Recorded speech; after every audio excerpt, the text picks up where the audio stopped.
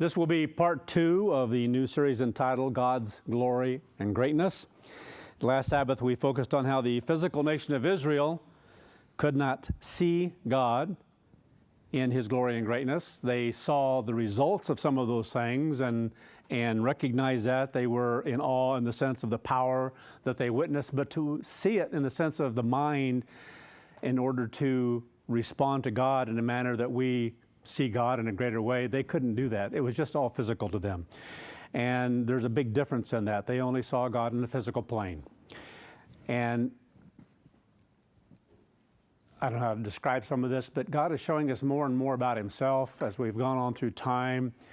A lot of that started in 2005, obviously, and has gotten greater and greater as we've gone along. But it's like everything has been speeded up in the sense of what He's blessing us to grasp and comprehend, to see of Him, and on a spiritual plane.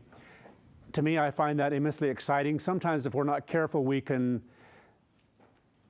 compare that to, well, what do we have to compare it to? You don't have a whole lot to compare it to, and that's part of the problem. It's hard for us to grasp sometimes what God's giving us. That's the bottom line. And we just begin to, if we're not careful, take things for granted that this is the way things are. And anyway, it's hard to see how much that He's giving us. Those of us who went through worldwide, went through Laodicea, and then the apostasy, there's a contrast there that is night and day. So in the sense of how God's been working with us, and it's all because of where we are in time and what's coming, and His preparing us for it. I love the name. So there's going to be a lot of history in this series, in the sense of going back and looking at Judah especially, a little bit of Israel, but mostly Judah. And I find this immensely exciting. I really do. Because there's so much that God did in working with nations and working with individuals, working with prophets during a period of time there, that puts things in a light that shows how much He's been involved in people's lives, how much He's done things as far as nations are concerned when it came time to make a change. And so that's why we're going through a lot of these things, because it reflects the might and the power of Almighty God in fulfilling and accomplishing His plan. And that it didn't just happen overnight. He doesn't do things and build things as He goes along. These things have been planned for so long. And then, anyway, hopefully we'll begin to grasp some of that stuff in a better way as we go along through this, because especially as we get deeper into this, because to me it becomes even more exciting. But anyway, so again, it may seem difficult to see some of the distinction between how Israel was and seeing things physically and how the world is today, even of traditional Christianity and what they think they see, but they don't see God in any fashion or form like we do, because they don't grasp the purpose of God and what God's working out. And because of that, they can't see God. And to do that anyway, as the whole point of some of this was, is that it requires God's Spirit for Him to reveal Himself to us. And that becomes more exciting as we go along. So again, the ability to see God's greatness and His glory is on a spiritual plane, not a physical one. It's a spiritual matter. So last Sabbath, toward the end there, we went through Psalm 8 that David saw on a limited scale, and to me that's an interesting thing to see in itself. David was able to see things at his time. We can call it the present truth at his time. He was able to see things in a manner that he understood what God was doing in a very unique way with him, with mankind, in a greater way than others around him obviously did. As God worked with him, he was a prophet, and much was given to him, but still he couldn't see how all these things fit together. Just as Christ came along later on and even went back and quoted many of the things that David said, because they were for a different time, and gave the spiritual understanding of those things, what God was doing, because everything that God has done, so much of it that's physical, that's been given, even examples of people's lives and so forth, it's part of a plan and purpose of teaching things on a greater plane later on, which is a spiritual one. So anyway, he saw this part in that respect on a limited physical plane. And then we came to where Paul was given to explain this and reveal other things here on a spiritual plane. So we're going to go back through that just to catch up and then go on. Hebrews chapter 2. So he's quoting things that were written by David that God had given to him. Hebrews 2 and verse 5. For he, speaking of God Almighty, has not put the world to come, of which we speak, in subjection to angels. But one testified in a certain place, speaking of David, saying, what is mankind that you are mindful of them, or the Son of mankind that you visit them? Attend to them, visit them, have a purpose and a plan for them. You have made them a little lower, and so, again, what an incredible thing here to reveal. This is not the word for angels at all. The word back in the Old Testament is not angels. So it brings you to the point of realizing I truly believe that there are those who translated scriptures later on that changed things because they didn't understand. To compare with God was something they weren't given to see in the first place, but in their minds, this had to be about angels because it was greater. So that's how they translated it, because this can't have been translated properly. We don't have the original writings of Paul and these things. Things have been translated in different languages, Latin and Greek and so forth. And anyway, this here is the word in the Old Testament, Elohim. What an incredible thing to understand. That if we had known that back in the different eras of the church, even then, to know some of that, it reveals something powerful in that respect. It truly does. So it was given Herbert Armstrong to understand this is why we were created, but right here it tells us that. A little while lower than Elohim. It shows that the purpose of God is that we're not going to be up there in some form, not like angels or like angels, and some talk about maybe having wings. Some of the crazy things that people come up with. No, it's a family of God, Elohim. So it says, you were made a little lower than Elohim. Psalm 8, from Psalm 8. That's what he's quoting. Crowned with glory and honor, to rule over the works of your hands. That's explicitly what it's saying. So, again, what an incredible thing to understand.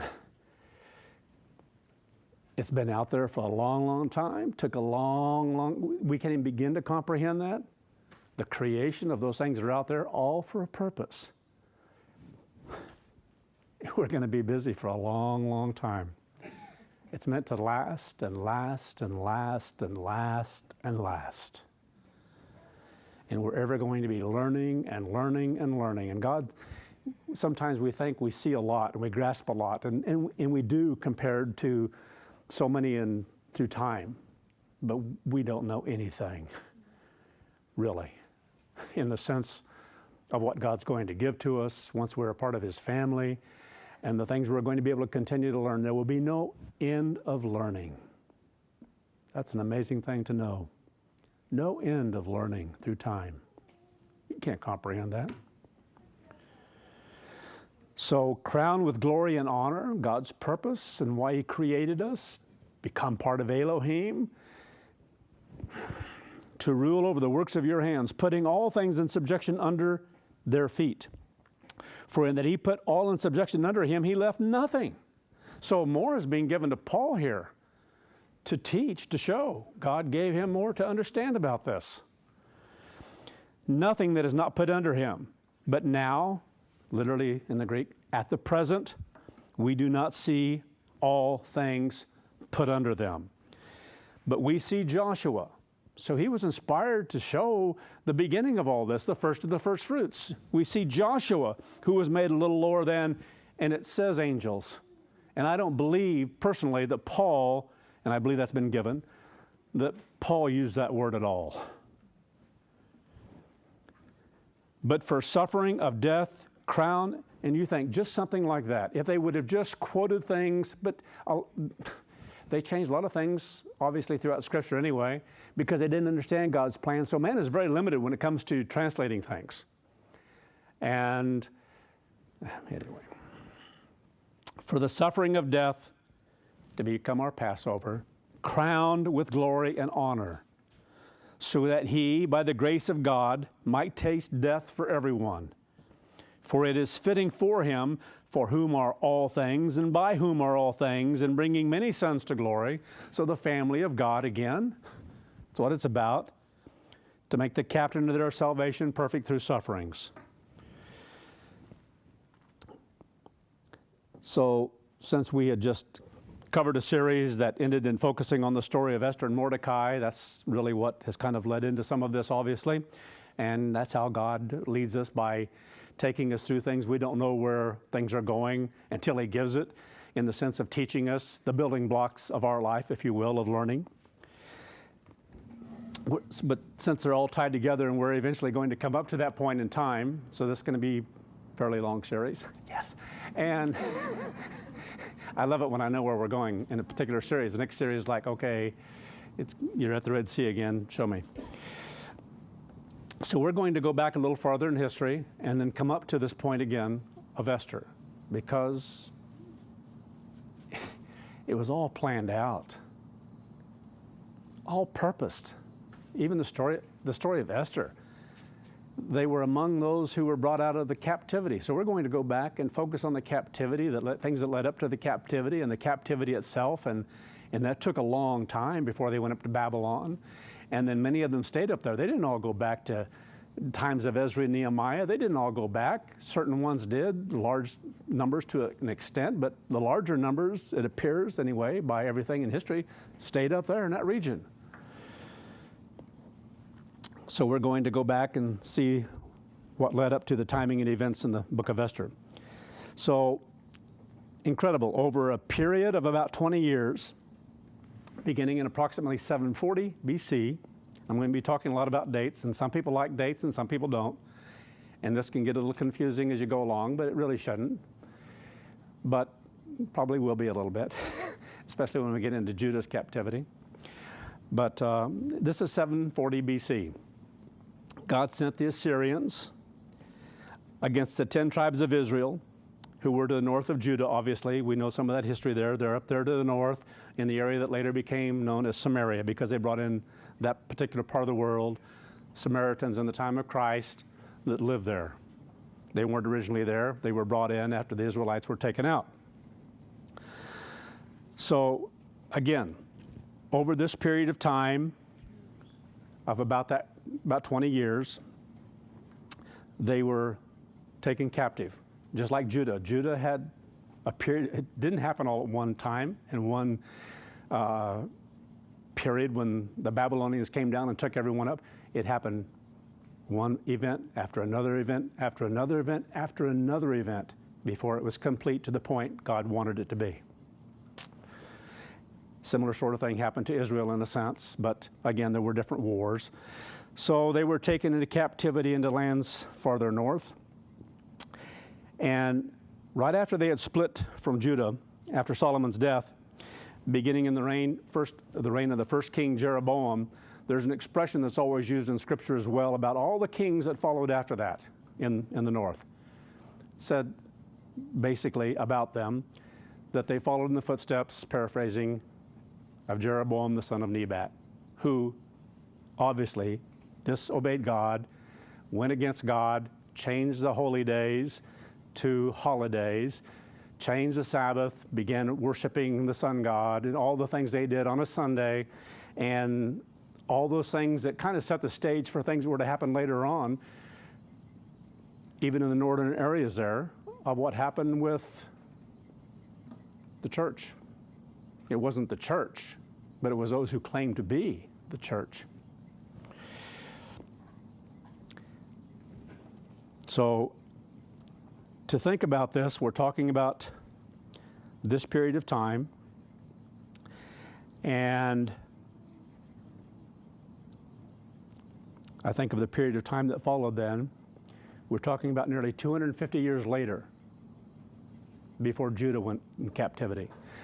Now, this is all for a purpose. God had planned this a long time ago.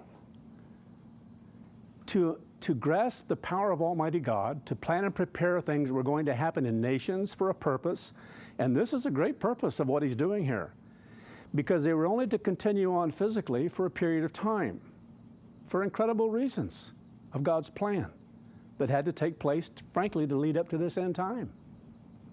Because that's what it's all about. It's about what God was going to do through time in leading to the end time before Christ would come as the Messiah, as the King of Kings, let's put it that way. And so we have this period of time, and finally they were taken into captivity, became known as the lost 10 tribes, all for a reason. They weren't, it was God's purpose. You let people go and do a certain thing.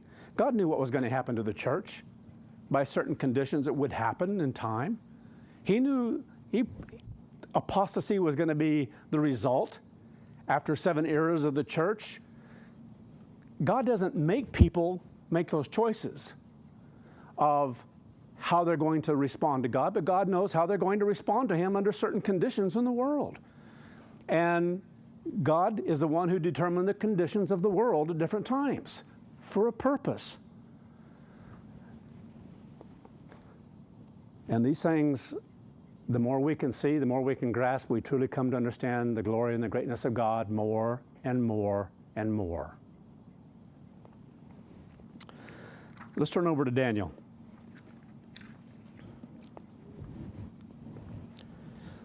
After the fall and captivity of Israel, which was all a part of God's design and purpose, again, that would lead to the end time, we come to when it was time for Judah to come to its end. So Assyria came down and captured, took Israel, the 10 tribes, into captivity. Again, God knew what they would do once they were separated from Judah. It wouldn't take that long. You get one king, Jeroboam, to take in the different religions of the region. He is the example of that.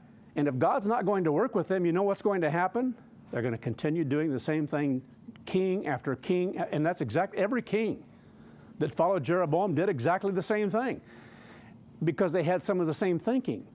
And they didn't want Judah or the people to go back down and look to Judah for leadership. That's just carnal human nature. God knew that about them, so He left them alone, in essence. He wasn't trying to save them. That's not God's purpose, because salvation is a spiritual thing. And He wasn't working with them on a spiritual plane. He was working with them on a physical plane to lead to the end time. And so they were taken captive, 250 years passed, and God had determined, and He didn't just determine it then. He let Judah go on for a period of time, the period of time He'd already planned before He would take them into captivity. That He would allow certain things to happen to them, knowing what those kings would do.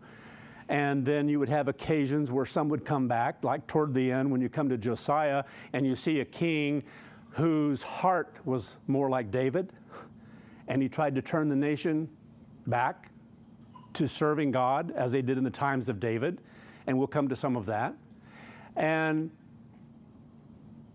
But if He's not working with them, so if God intervenes to work with someone to bring them to repentance, they have an opportunity to change.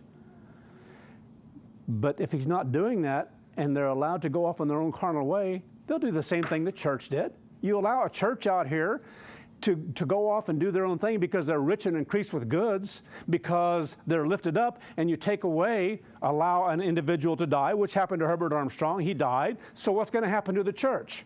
God knew exactly what was going to happen to the church.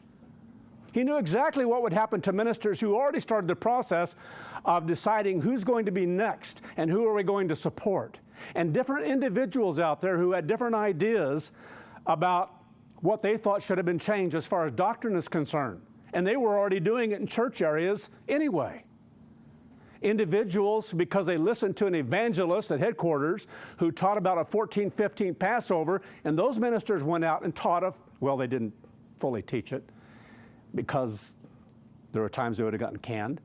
But on the side, they would privately talk about certain things with individuals. Those things have come out to know what people have done.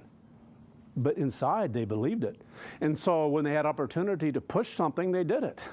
And that's why there are so many rebellions and things that happen within the church, because you can't control it. Herbert Armstrong tried and gave a trust of faith to individuals who went through Ambassador College that they would go out and faithfully do what they'd learned. That's one of the greatest lessons of 6,000 years. That even baptized in God's church and being taught the truth, you can drift away, and if that guidance isn't there, if there isn't someone who is there to, like Herbert Armstrong had, that sense of urgency to constantly put that before the church, that held a certain core together. But as he said, as time went along, if he wondered if half basically had already gone as far as Laodicea is concerned, if even half were a part of the church in the sense of Philadelphia.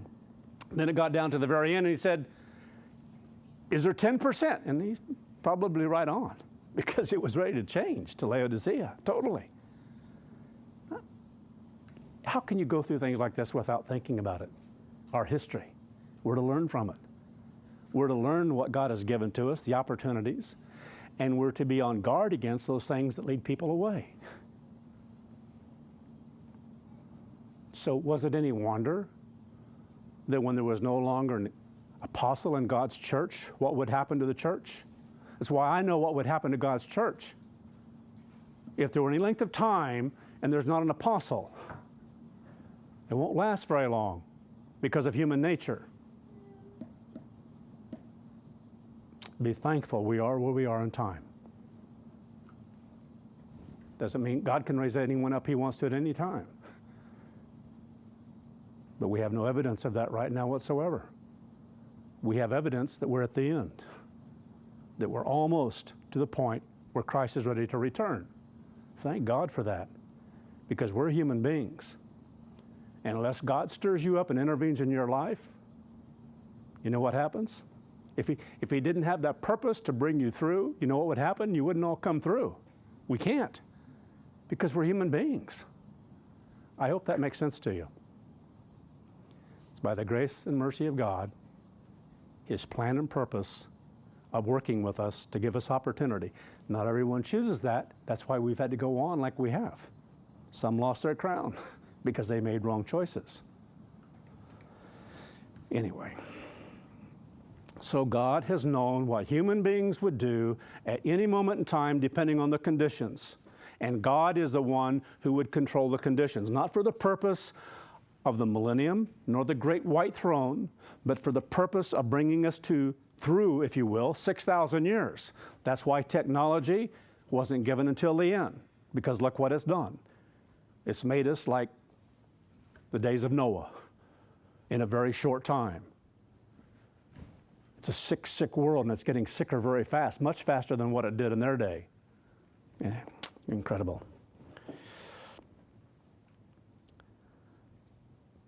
So again, I'm going to read my stuff so I can get back in the focus here. After the fall and captivity of Israel, which was all part of God's design and purpose that would lead up to the end time, because that's the focus. That's what it's all about. It's about his son going to reign as King of Kings, but you've got to go through 6,000 years first. And to be able to bring mankind through 6,000 years as he has, by design, by purpose, awesome. And through that, choose and mold and fashion people who are going to be a part of Elohim, because certain things had to be molded and fashioned in different ones to fit God's purpose for his family and that structure of government that will govern. So again, now we come to the point of time when Judah, it was their time to go into captivity, to cease to be a nation, to cease to have its own government as it had experienced up to this point, and to end its continuing as a nation and a lineage of kings. It's to come to a screeching halt. No longer to have kings of Judah reigning over Judah.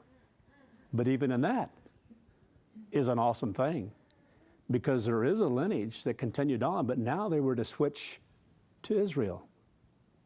It's all in Scripture, all in prophecy. It's a beautiful story.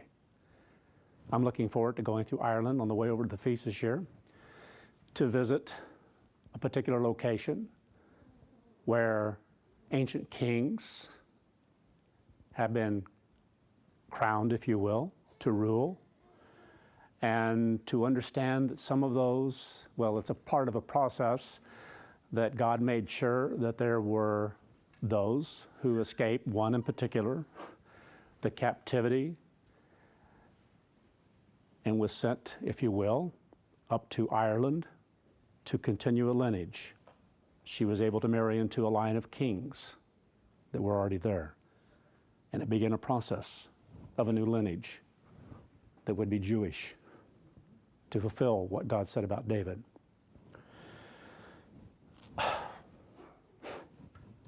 Incredible. Things that God has done through time to bring us to the end. So again, now this was some 120 years after Israel's captivity at this point in time. And I think I made a comment here a minute ago and I might have misquoted that.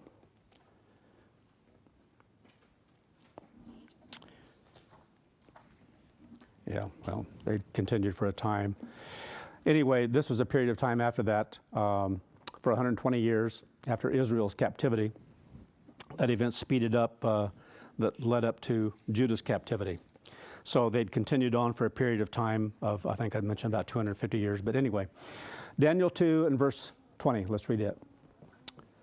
Daniel answered and said, "Blessed be the name of God forever and ever, for wisdom and might are His. He changes the times and the seasons. He removes kings and He sets up or raises up kings," meaning even kingdoms. So yes, He does over and over again through time. God has been very instrumental in molding and fashioning the kingdoms of this world. Who would be able to reign on the earth and who wouldn't? He's allowed different ones to do it. At times He's been very instrumental in making certain that things came out a certain way because of His purpose. Egypt is an example that they reigned for a certain time, and then it was time for them to come to an end. And God saw that a different kingdom rose up, and then it was time for that kingdom to come to an end, and another kingdom to rise up that would be in the time of Daniel, and be spoken of by Daniel, and written in prophecy that would lead up to the very end. Hundreds and hundreds and hundreds of years, God molding and fashioning and bringing it to pass. So we're talking about God's great glory, His greatness and His glory.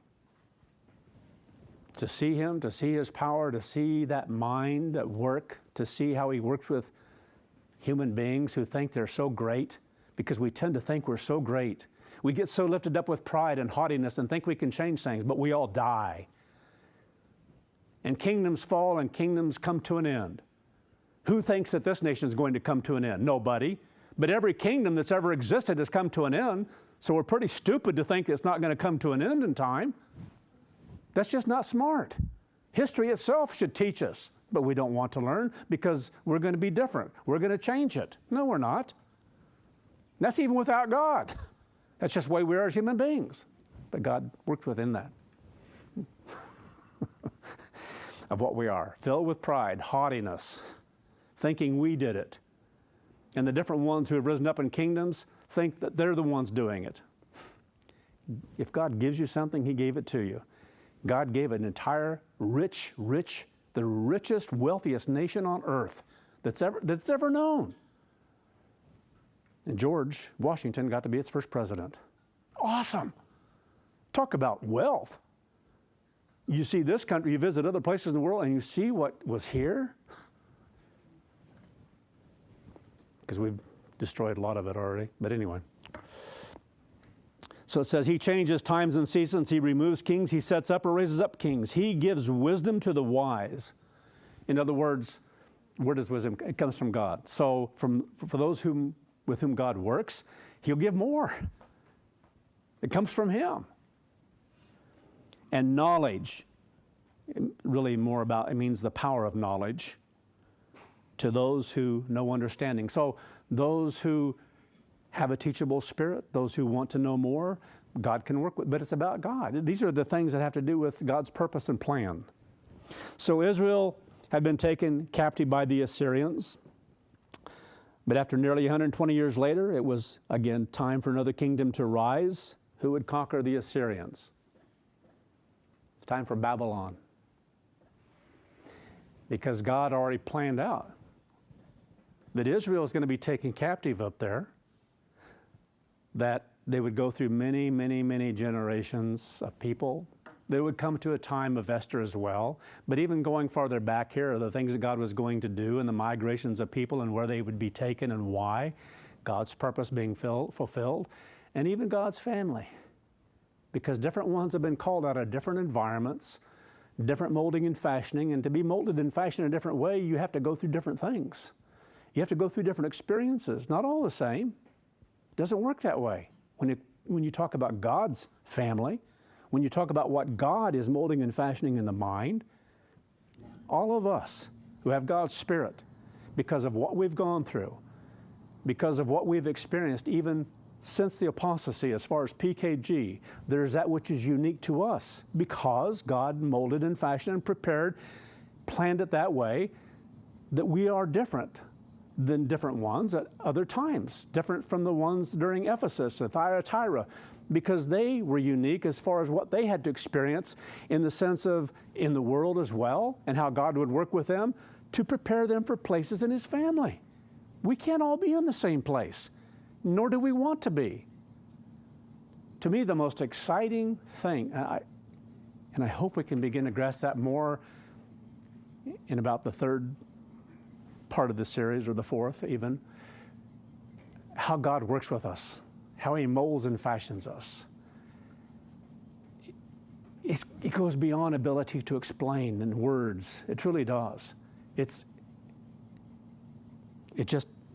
hate to keep using the word.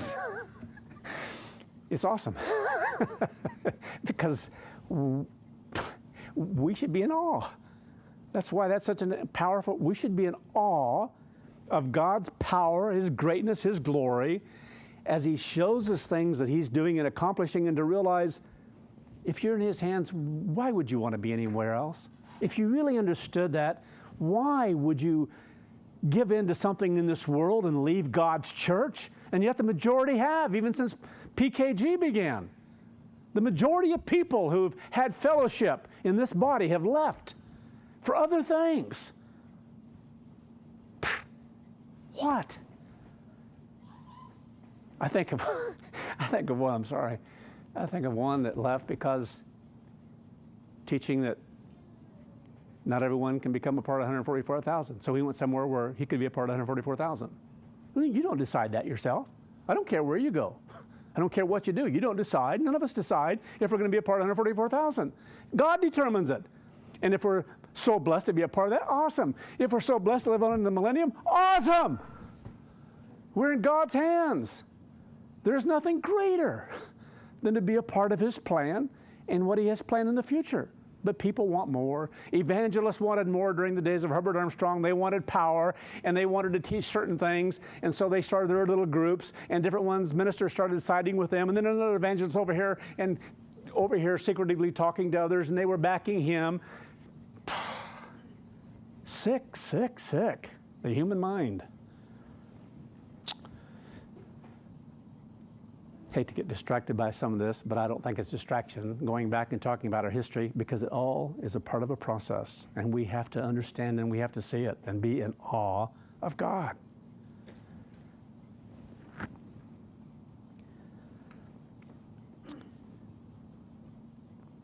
So, again, it was time for the Assyrians to be made small.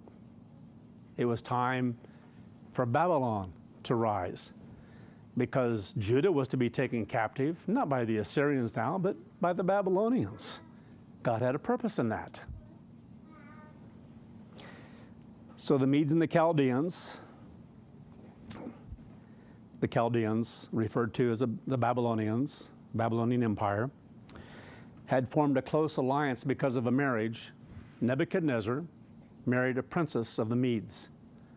That's how that kingdom rose and the kind of power that it did, because it united two great kingdoms at that time, the Medes and the Chaldeans.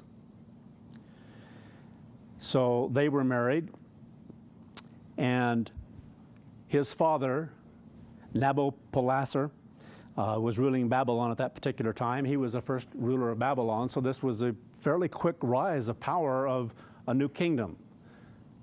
And God was giving it to them. Made possible the marriage. You think God wasn't involved in that? That this is how it was to work out, to unite two kingdoms? A lot of things have been done in times past because of marriages.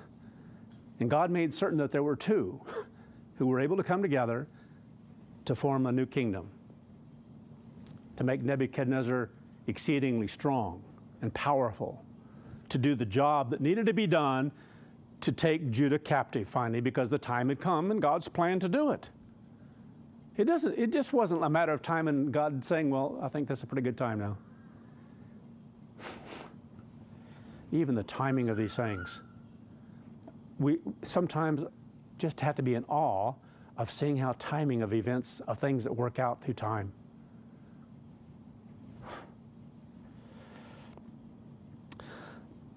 So this period of time, again, Nabopolassar, along with the Medes, went to war against Assyria. And Nineveh, which was the capital of Assyria, a huge region, the capital of that particular part of the world, Nineveh fell in 612 BC. So 612 BC was the beginning of it all, for an incredible change that was going to take place on the earth. Then the kingdom of Assyria completely collapsed in 609 BC. In the sense of where they were reigning, their power was taken, the Babylonians conquered and conquered and conquered. They had incredible power with these two great kingdoms that had merged together. And there's more that happened in that year that is of real importance. I'm going to go through and read part of the history of some of this stuff, and then we'll come to 2 Kings chapter 22. So if you want to go ahead there. So this period of time also brings up again the beginning of the fall of Judah and its collapse that took place over a period of several years, as I mentioned at the beginning of the sermon, as captives were taken into Babylon, and they were taken at several different times. And I'm kind of dumbfounded when I go back and read some of the things, but it's easy to see historians and scholars and different ones, the things they write, and they get so confused as to things and events that took place. And anyway, so much of it has to do because, well, God has to give it. So we're going to look at the beginning of this entire process. So we're going to have a little bit of an overview before we begin. Assyria had fallen in 609 BC to Babylon. Egypt also had been playing a large part in all this, because they had basically conquered the lands all the way up to the Euphrates. So that means through Judah and all the way up to the Euphrates. And then you have the area to the east and to the west and to the north that Assyria had. So you have these two great kingdoms, and basically they were fine. They weren't going to try to conquer one another at this point in time, because they both had all that they cared to have. It was a lot to control in that period of time. But now a threat was coming out of the east, Babylon. And so you find then Egypt is going to go to war against Babylon as well. So we come up to the time of Syria has to be totally conquered, and then Egypt is still messing around in there, and they have to be conquered too. And God's going to see to it that Nebuchadnezzar becomes very powerful and is able to conquer, so that these changes can take place, because it's about Judah. And it's about individuals he was going to work with. I find it immensely interesting to see the number of prophets that came out of this captivity in Scripture. It's really quite incredible. We already know Daniel. There are several others involved in all this. Ezekiel, Jeremiah, and some of the minor prophets. So much happened in this time period. It's really quite astounding. And they were to live through all this. Why? A molding and fashioning in their minds that was unique to them, that's going to be unique to God's kingdom and God's family, to His government, that's going to reign with Christ. So they all were to be worked with in very unique ways. And what their jobs were, what their functions were, is quite incredible in the midst of all this. So it becomes an astounding story. So this period of time is immensely important that God was working out.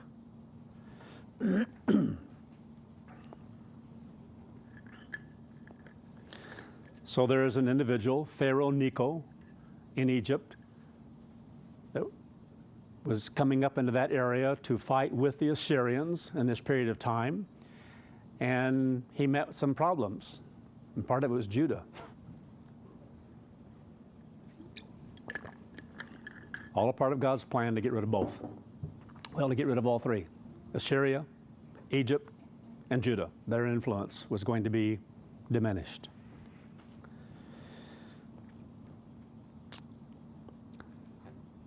So again, Assyria had fallen in 609 BC to Babylon with the aid of the Medes. Egypt also had been playing a large part in all this.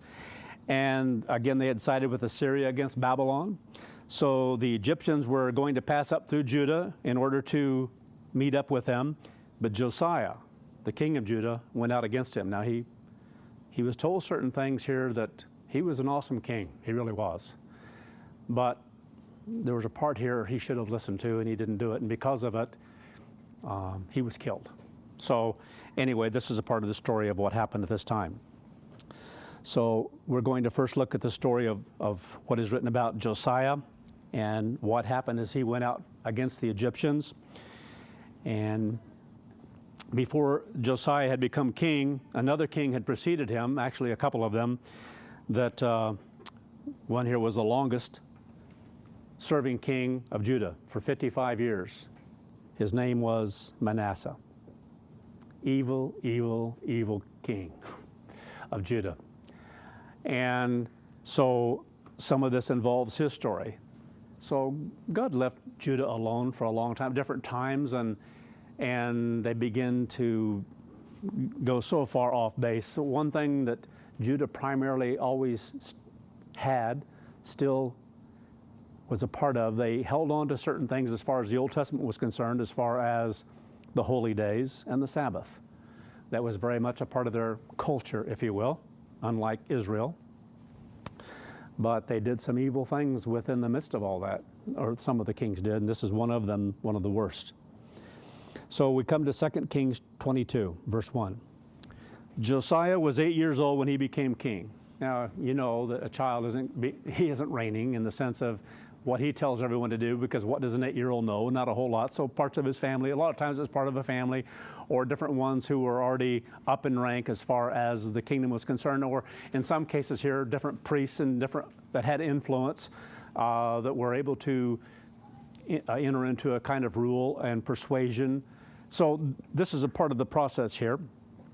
It said he reigned 31 years in Jerusalem. His mother's name was Jeddah. Can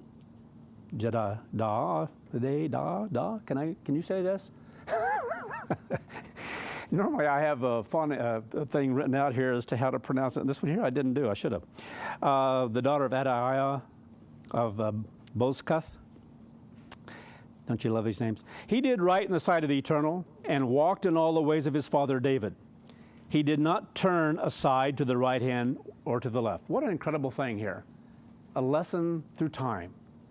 That when we are taught God's way of life, the truth we're given, we're not to turn to the right from it, to turn to the left. We're not to go too far to the left, too far to the right, which it just happens because of the inclination of individuals. Some people become more conservative, more critical to the right, more judgmental, not balanced. Some go too far to the left, too loose, too compromising.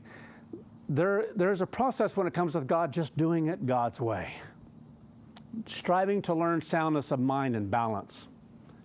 It takes for us, for the church, to have it done right in any time that someone left being worked with by God.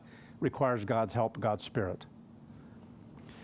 Now it came to pass, and everyone has as a whole a tendency of somewhere within that vast realm. So that's why we fasted recently, to see ourselves. We need to know how we think. Now it came to pass in the 18th year of Josiah. Now he's 26. And in this story here, it's incredible. Even the ones with whom God worked as prophets, so many of them started out as teenagers. God starts working with them very young to influence them, to help them. Yes, they have choices, but when God has a purpose for different ones to call them, He works with them in very special ways, even more so. And it's not like the church that's had thousands and thousands and thousands and opportunities given, and then it's been unique in the first 4,000 years in the sense when God had someone to work with, He worked with them more closely. That's why it wasn't a large group of people, individuals worked with by God, and He worked with their environment powerfully so, and with them individually to bring them to the point of creation, if you will. Because it's a creation. It's what He's creating in them, Elohim, bringing them to that point. So here's King Josiah. God worked with him. There were those priests, Levites, different ones that worked with him. They had a strong influence around him, and he latched onto that. God, more so, God was working with him to draw him to that, to bring him to that, to receive that. And so it says here, in the 18th year of King Josiah, that the king sent Shaphan, the scribe, the son of Azaliah, the son of Meshullam, to the house of the Eternal, saying, Go up to Hilkiah the high priest, that he may count the money which has been brought into the house of the Eternal, which the doorkeepers had gathered from the people. So now, this is the first account where it shows he's starting to act upon what he's been taught to this point in time. Now he's rising to the occasion, and he is becoming the king, because now it's coming more from him. Verse 5, Then let them deliver it into the hand of those doing the work, who are the overseers of the house of the Eternal. So he was moved by God's Spirit to do this. God had brought him to this point, and now he was moved to do this. Little did he know all that was going to happen in all this, but he was moved to start this process, and what follows becomes so incredible. Let them give it to those who are in the house of the Eternal doing the work, to repair the damage of the house, to carpenters, builders, and masons, to buy timber and hewn stone to repair the house. So his heart, his desire that God worked with was to take care of these things that had been all the damage, all the things that had taken place during the time of Manasseh. And now he had this desire to make things right because he saw that history. He had been taught to this point in time, to age 26, and now he was rising to the occasion. It's a beautiful thing. When God's people rise to the occasion for what God has given them, when they take a stand for what is right, there's much to learn then after that. Once a person does that at different times of trial or whatever it might be in your life, to then give you the opportunity to go on to a higher plateau, if you will. Verse 7, However, there need be no accounting made of them of the money delivered into their hand, because they deal faithfully. What an awesome thing to say. Give it to them. He had a relationship with them. He knew about them. He had been learning from them, those who were working in the temple, because they had a desire to make things right. Things had been so badly done for so long. And so they had enough knowledge to know that certain things need to be corrected. And so this influence had come over onto Josiah, and now he's giving them the means to do more because he has the power to do so. It came from the king. So now the focus is getting these things repaired and taken care of. Then Hilkiah the high priest said to Shaphan the scribe, I have found the book of the law. Can you imagine? They didn't have it. All this time, whatever. I have found the book of the law in the house of the Eternal. So Hilkiah gave the book. They were just going by what they'd been passed down in knowledge. Now they had the writing. So Hilkiah gave the book to Shaphan, and he read it. Then Shaphan the scribe went to the king, bringing the king word, saying, your servants have gathered the money that was found in the house, and have delivered it into the hand of those who do the work, who oversee the house of the Eternal. So Shaphan the scribe showed the king, saying, Hilkiah the priest has given me a book. And Shaphan read it before the king. Now it happened, when the king heard the words of the book of the law, he tore his clothes. He was so moved by this moment, by what he was hearing, that his instinct was to repent, to rip his clothes. It's a part of the process of what he's going to go through in fasting before God. Then the king commanded Hilkiah the priest, Ahikam, the son of Shaphan, Akbor, the son of Micaiah. So it goes on to say here then that Shaphan, the scribe, and his Asaiah, the servant of the king, saying, go inquire of the Eternal for me. So he had enough knowledge to know there's an order of things. He is the king, but they're the ones who go before God. They're God's servants. And so asking them then, now you go before God and inquire of him for me.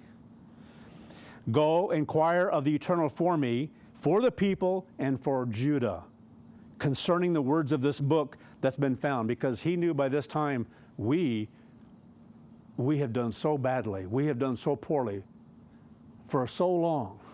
Now he already knew that there were things that needed to be done, but not to the degree once he heard the law. Concerning the words of the book that's been found, for great is the wrath of the Eternal, because it shows judgment. It shows what happens when you disobey and what God said in the book. For great is the wrath of the Eternal that's aroused against us, because our fathers have not obeyed the words of this book to do according to all that is written concerning us. So he saw a nation, and he saw a nation that didn't have God's favor, and he desired that. He desired to make things right. What a beautiful thing about repentance, a desire to make things right. When we come to see ourselves, certain things that we need to repent of, and then go before God. We have the ability to, because of Joshua, to go before God right then and there, to ask to be forgiven, to be cleansed, and then for God to have mercy upon us and to work with us, to teach, lead, guide, and direct us. Verse 14, so Hilkiah the priest, Ahikam, Akbor, Shaphan, Asaiah went to Huldah the prophetess. So they went to a prophetess. She was known for this, okay? And they spoke with her. So it wasn't to come from them, so there was even more that was known at this particular time. And so this is what they did. Incredible story here. Then she said to them, thus says the eternal God of Israel, tell the man who sent you to me, thus says the Eternal. So she was given this by God. God gave in her mind exactly what was to be said. Awesome. I mean, what else can you say? Behold, I will bring calamity on this place and on its inhabitants of all the words of the book which the king of Judah has read, because they have forsaken me and burned incense to other gods. Now, they hadn't specifically, Josiah hadn't, but their history before this, they had done it a lot, horrifying things, that they might provoke me to anger with all the works of their hands. Therefore, my wrath shall be aroused against this place and shall not be quenched. So a matter of God's judgment, his word, what he says, because of deeds that have been done, there are consequences. Verse 18, but as for the king of Judah, she knew. Why? How? God gave it to her. But as for the king of Judah, who sent you to inquire of the Eternal, in this manner you shall speak to him. Thus says the eternal God of Israel, of the words which you have heard, because your heart was tender, and you humbled yourself before the Eternal when you read what I spoke against this place and against its inhabitants, that they would become a desolation and a curse, and you tore your clothes and wept before me. Beautiful. Repentance. And God's mercy and God's grace and what He does when you're blessed to be able to come to a moment and a time like that. And how can you give words to describe that? I also have heard you, says the Eternal. What a beautiful thing for Josiah to hear, not directly to him, but through the means that it should have been. The proper government of how God works in our lives, things we need to grasp and comprehend, and we're ever learning within the church. Ever learning. Surely, therefore, I will gather you to your fathers, and you shall be gathered to your grave in peace. Now, this is what was told him that would happen. And your eyes shall not see the calamity which I will bring to this place. So it was going to happen afterwards, the things that were going to happen to Judah. And God brought him to this. God brought him to this moment in time to experience this because of what God was creating in him. Incredible. So they brought back word to the king. So they came back and told him all that had taken place here and what God had said through a prophetess to give to him. Chapter 23, verse 1. Now the king sent them to gather all the elders of Judah and Jerusalem to him. The king went up to the house of the Eternal with all the men of Judah and with all the inhabitants of Jerusalem, of the priests, the prophets, and of the people, both small and great. Then he read in their hearing all the words of the book of the covenant, which had been found in the house of the Eternal. Then the king stood by a pillar and made a covenant before the Eternal, to follow the Eternal and to keep His commandments and His testimonies and His statutes with all his heart and with all his soul, to perform the words of the covenant that were written in this book. So, closest thing I can relate to this in that respect is when you're called to a point of baptism. Your mind is opened up and you're learning things so quickly. And then finally come to this moment in time that you commit, that you make a commitment. And he made a commitment here. This is what this is about. All these things that happened to bring him to this moment. Everyone whom God calls, we have to come to that moment where we are able to make such a choice, if that's offered to us. And basically, baptism is that for the church. Because of what you're offered, because of what you tell God, I'm yours.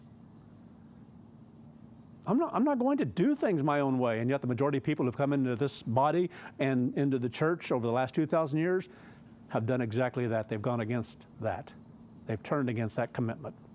They've lied to God. His commandments and his testimonies and his statutes, with all his heart and with all of his soul, to perform the words of this covenant that were written in this book. So all the people took a stand for the covenant. So they weren't being worked with in the same way that he was, but they were moved by this occasion because God's Spirit helped to move them. For them, it's very much on a physical plane, but again, there are differences within this whole process at different times with whom God is working. Verse 4, then the king commanded Hilkiah the high priest and the priests of the second order and the doorkeepers to bring out of the temple of the Eternal all the articles that were made for Baal and Asherah. Now, these things were in the temple. And he's just coming to a point where he's coming to a deeper conviction. It's like what we do. We begin to change everything in our life when we start seeing certain things. We see, certain customs and things, and this tree's not going to go up there anymore in the corner over there with lights on it. this year, and various other things that people have to do in their life to change from one to another. And this is happening very much on a very physical plane because these things had been in the temple and so forth. Anyway, Asherah, the Canaanite goddess, where that's associated with Ishtar, Easter, and for all the hosts of heaven, and he burned them outside Jerusalem in the fields of Kidron, and carried their ashes to Bethel. Then he removed the idolatrous priests, whom the kings of Judah had ordained to burn incense on the high places of the cities of Judah and in the places around Jerusalem, and those who burn incense to Baal, to the sun, to the moon, to the constellations, and to all the host of heaven. So all this garbage was going on even up to this point in time. Even though he had a different mind, and those who were working with him had a different mind because of what had been passed down. But when you have 55 years of a king that went as far as he did from away from the truth, it takes time to get back on track. And God was going to bring them back on track in that sense as far as a physical, carnal nation, but one that was looking to him.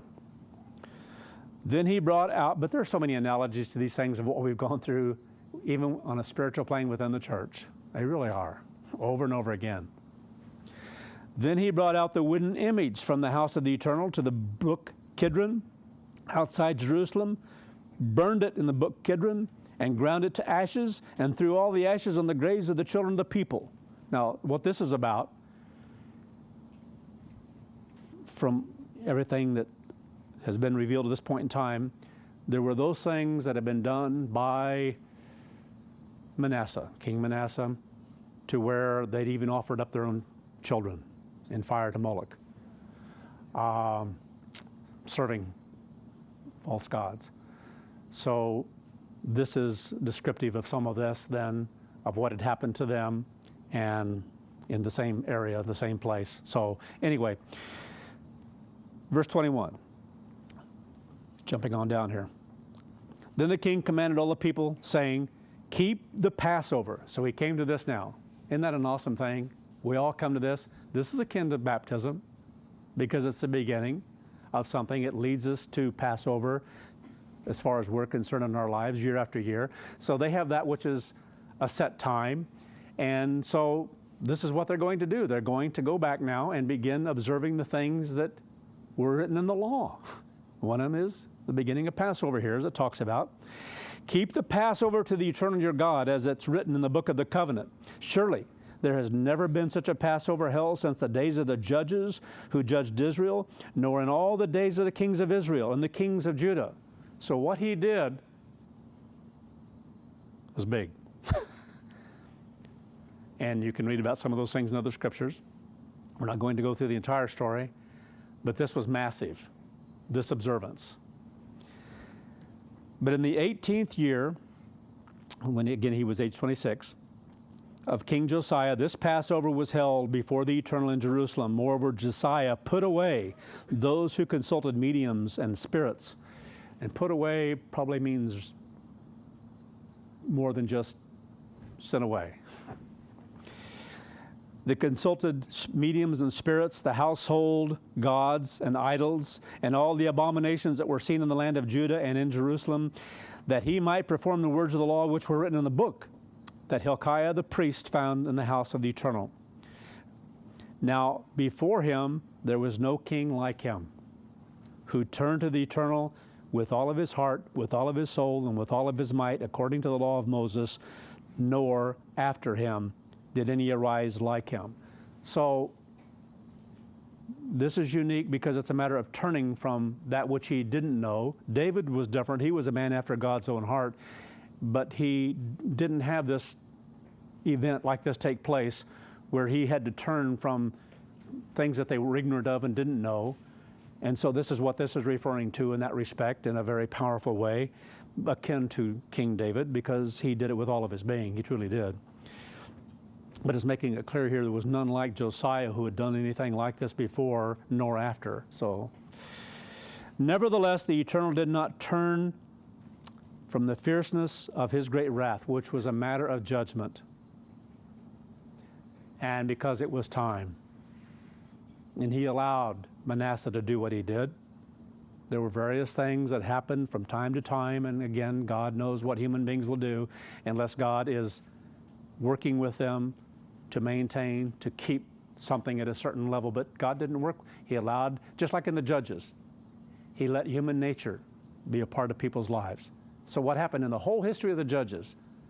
They would start doing things they weren't supposed to do. They turned from God, and then God allowed because He gave them protection. So now when He takes the protection away, these other nations start coming up, or different ones coming in and start killing and so forth. And so now, like human nature, God help us. You know, we'll do this, we'll do that. Someone comes close to death and different ones are being destroyed. It's like, I'm going to have this moment, but it's not genuine, it's not true, it's not going to be very long lasting, but we want your help. Anyway, human nature. So God knows this about us. So this is a part of what's entering in here over and over again through history, the time of the Judges. And so God has to intervene to stop this. So He raises up someone because He's working with them to give them deliverance. And so when God intervenes to give someone deliverance or a thing, and He raised up Josiah to give deliverance, He was working with Josiah. We have the power of choices, and unless God intervenes, we don't have a chance, because we're selfish human beings. Lust of the flesh, lust of the eyes, and the pride of life rules.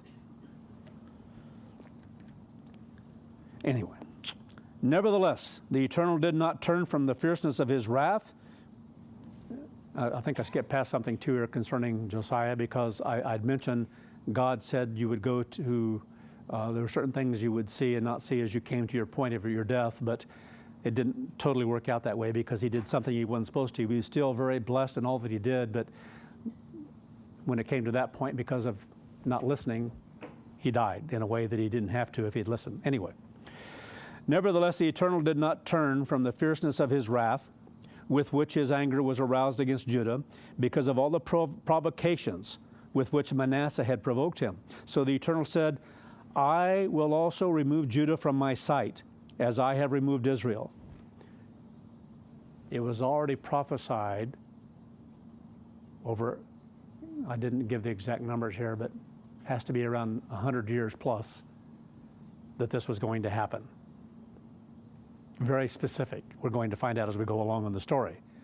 So it's a matter of how God is working with molding and fashioning to bring to this moment in time.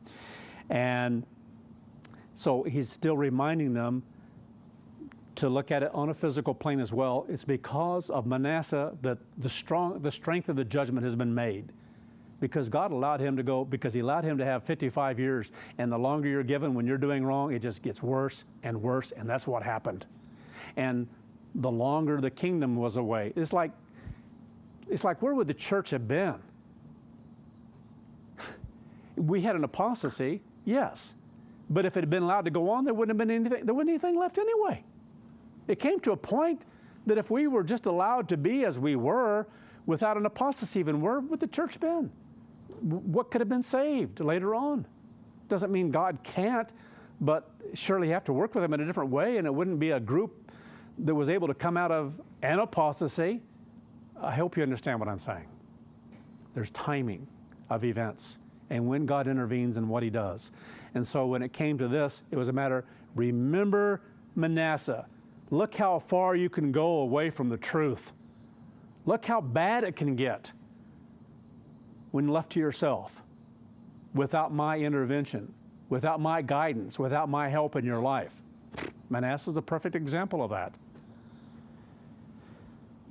So God had to raise up someone to deliver. But the judgment was still there because of what had happened before.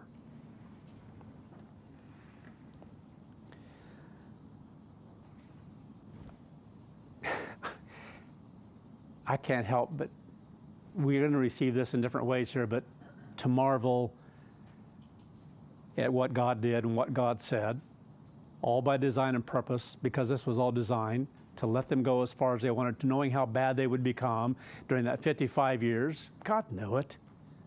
He knew exactly what an individual would do of that nature, of that mindset, after going through his history and his upbringing and what had happened before and leading to this point. And unless He intervenes to stop it and turn it around, that's the way it's going to stay.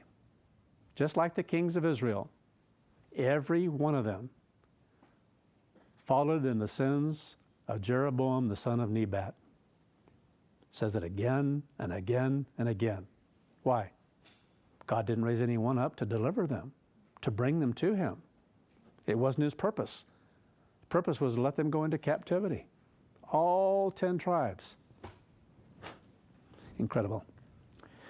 All we can do is marvel at things like this, truly. And we should marvel, be in awe of how God worked with individuals, nations, and people at different times. There's much to be learned from this. The more you look at it, the more God's Spirit works with you in those things, the more you will see, truly.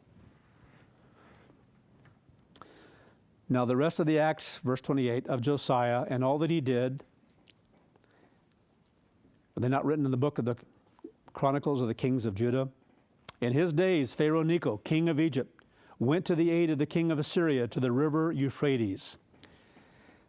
This is the extent of his kingdom, and this is what it's talking about there. So he sends up this army, and King Josiah went against him. So we're talking about 609 BC now. So this is when this all took place. So he's coming up there. Pharaoh Necho, the Egyptian army, is coming up through there, coming up through Judah, and Josiah goes out to go to battle with him. And Josiah went against him, and he, speaking of Pharaoh Necho, killed him at Megiddo, that was 609 BC. So this was a point in time, again, of the Babylonians coming in and conquering the northern regions. Egypt is stumbled. They have to stumble here because of what Josiah did. And anyway, the story goes on. Then his servants moved his body in a chariot from Megiddo, brought him to Jerusalem, and buried him in his own tomb. Then the people of the land took Jehoahaz, the son of Josiah, anointed him, and made him king in his father's place. Now, again here, this entire history is most important because of how God was working out his plan and purpose for the nation of Judah. That's why everything took place in a very timely fashion, coordinating it with what was happening with the Medes and the Babylonians, what was happening then with Assyria to the north, what was happening with Egypt, what was happening with Judah, and what Josiah would do.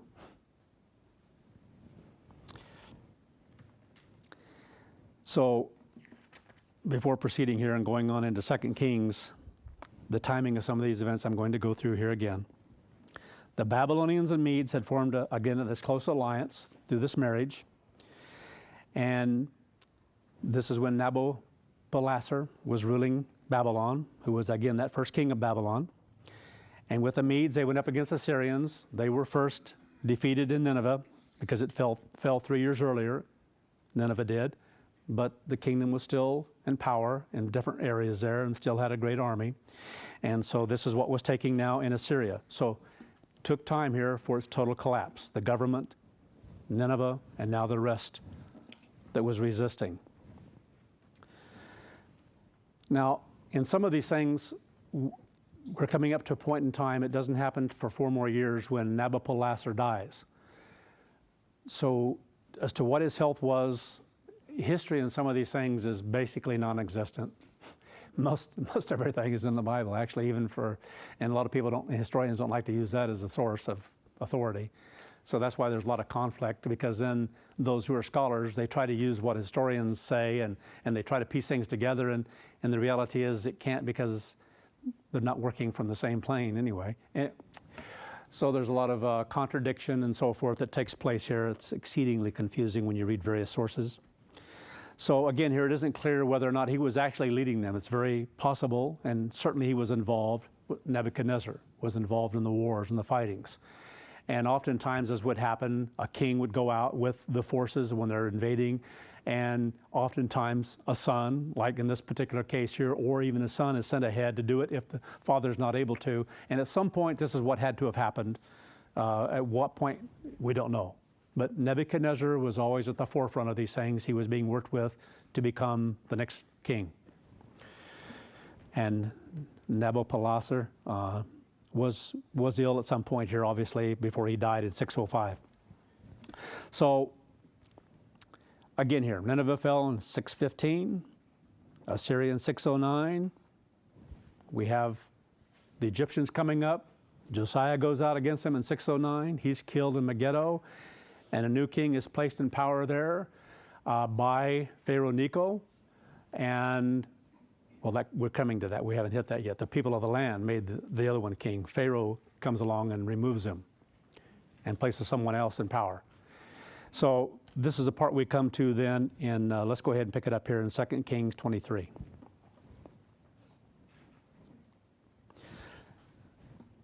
It says, then his servants moved his body, speaking of Josiah, in a chariot from Megiddo, brought him to Jerusalem and buried him in his own tomb.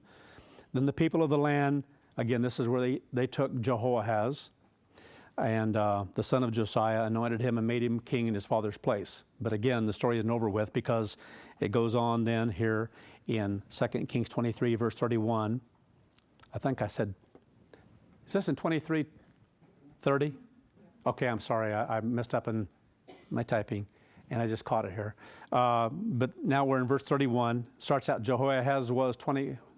Okay, he was 20 and 3 years old when he began to reign, and he reigned 3 months. So he didn't last too long. And then it jumps down to verse 32. He did that which was evil in the sight of the Eternal, according to all that his fathers had done. So incredible things that can happen in the minds of people and what they choose. One's being worked with, another isn't being worked with in the same manner. And if an individual isn't being worked with by God, you know what happens? We tend to go to our own thinking, our own ways, our own plans, and that's happened even through time. And if God's working with you, you're very blessed. It's for a purpose. If others aren't, there's a purpose in that too. God has a different timing for people, a different way to work with individuals. And some is going to be in the millennium here. There's going to be some incredible things that happen with some of our past as we go into the millennium, because so many know. And then when it comes to pass, and when Joshua's here, it's pretty tough to, and the 144,000, pretty tough to ignore that one. So there's going to be a lot of repenting for those who are blessed to live on in that period of time, and there are going to be a lot who are going to be blessed who are part of our history. And then for others, it's going to be the great white throne. And anyway, so it says here, he did that which was evil in the sight of the Eternal. Kind of hard to imagine, but human nature is human nature. We've seen all kinds of things happen in the church, so something like this shouldn't surprise us. Then Pharaoh Necho put him bound or imprisoned in Riblah. And so basically here he was confined there, whether he was in chains, whether he was in a prison, whatever, but he was confined there by the military, and whatever state it was, we don't really know, but he was held there in the land of Hamath, that he might not reign in Jerusalem. So a little distance away, and put the land to a tribute of 100 talents of silver and a talent of gold. So huge amounts here that were to be paid in tribute year by year to Pharaoh Necho of Egypt, because he was still reigning in that part of the world. The Babylonians hadn't come down yet. He was still reigning in that particular area. So before he returned to Egypt, he put upon them this tribute, taxation, if you will. Then Pharaoh Necho made Eliakim, the son of Josiah, king in the place of his father Josiah, and changed his name to Jehoiakim. So Jehoiakim is the one being worked with now, in the sense of who is over the area here. And we're going to come to that next Sabbath, but I believe he reigns then for 11 years. He doesn't do a real good job, as we're going to find out as we continue on the story here, but it's part of the story. But anyway, this is the beginning. In 609, he's established. So a lot of things happen at this period of time that God makes very clear. All these things are happening. And God's very much over this process, allowing certain things to take place in people's lives, but making certain that certain things take place in order to fulfill a greater purpose that he has that's coming. that has to happen as far as Judah's even concerned, and as far as Egypt, because Egypt's going to be dealt with in all this as well before this is over with, because they can't be allowed to continue on to be a great power because of what God is going to do. They have to be removed from the area of Judah. And so God's going to do all this. He's going to see to it that it's taken care of. Incredible. So again here, Pharaoh Necho made Eliakim, the son of Josiah king, changed his name to Jehoiakim, and took Jehoahaz and went on down to Egypt with him. So he had been kept in this place in Riblah, from being able to do anything as far as sway over Judah. He removed him then to this area until he was ready to go on down into Egypt. And when he was ready to go down and establish the new king over Judah, his forces, he went, took him with him, the one that the people had set up as the king, and took him on down into Egypt, and there's where he died. So that's the part of the story here. And I'm not going to continue on in the rest because it takes some time here now to go into the next section here, but we're going to go through some of the story then of the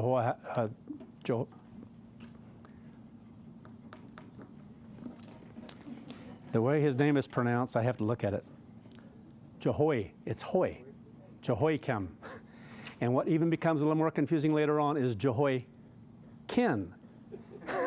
It's C-H-I-N, but it's pronounced kin. So that's why some of these things are a little hard sometimes to follow through with, because they sound like you're talking about the same one, and I even found myself typing the wrong one at times because the names of the kings are so close in what they mean. But to be in awe, again, of what God has done through time and through this period of time, as we go deeper into this, to me, the deeper we go into some of this and the actual captivity then of Judah, it becomes more incredible, because it's about this sermon. It's about the glory and the greatness of God, and we're to be in awe of that. And God is giving us an ability to be more in awe of things He's done through time. Again, I go back to the stories that we've gone through recently of Abraham, Isaac, and Jacob, and you see the minute things with which God worked to bring them along, to work with them, to mold and fashion them, to bring about 12 sons, and all that he had to go through until he was able to come back down into, anyway, some of the travels that took place and what took place around Bethel and all the things of history and God working with them. It's so incredible. And to see that power and that might that God is molding and fashioning, and it's not just the nations and the kingdoms. What is it about? The individuals. Because over 4,000 years of time, God worked individually with people. Joshua wasn't here yet. The church hadn't become established.